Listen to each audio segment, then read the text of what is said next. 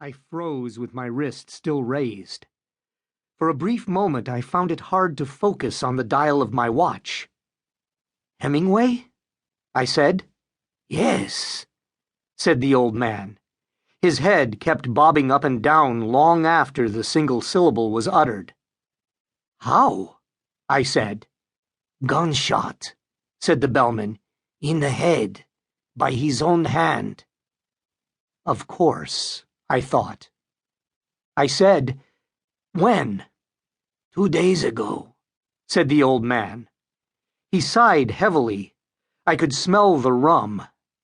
"In the United States," he added, as if that explained everything. "Sic transit hijo de puta," I said under my breath. A polite translation might be, "There goes the son of a bitch." The old bellman's head snapped back on his scrawny neck as if he had been slapped. His servile, usually rheumy eyes flashed a sudden anger bordering on hatred. He set my bags down on the floor of the lobby as if freeing his hands to fight. I realized that the old man might well have known Hemingway. I raised my right hand, palm out. "It's all right," I said. "It's something the writer said. Something Hemingway said when they threw Batista out during the Glorious Revolution." The bellman nodded, but his eyes were still angry. I gave him 2 pesos and walked out, leaving my bags near the door. My first impulse was to find the car I had been using and had left abandoned on a street just outside the old section and drive out to the finca. It was only 12 miles away. But I realized that this was a bad idea.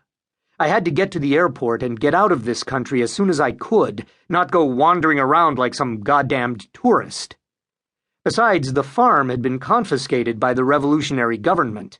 There were soldiers standing guard out there right now. Standing guard over what? I thought. Over his thousands of books that he hadn't been able to get out of the country? His dozens of cats? His rifles and shotguns and hunting trophies? His boat? Where was the Pilar, I wondered? Still berthed in Kohimar or pressed into service of the state? At any rate, I knew for a fact that the Finca Bahia had been closed up for this past year, with a battalion of former orphans and beggars receiving military instruction on the grounds. Word in Havana was that the ragtag militia was not allowed in the house. They slept in tents near the tennis courts, but that their comandante slept in the guest house, almost certainly in the same bed that had been mine when we ran the Crook Factory out of that same building. And I had film in the false lining of my suitcase that showed quite clearly that Fidel had stationed an anti-aircraft unit on the patio of the Steinhardt's home on the hilltop next to Hemingway's farm. 16 100mm Soviet AA guns to defend Havana from the heights. There were 87 Cuban gunners at the site and 6 Russian advisors. No, not the Finca Bahia. Not this hot summer evening.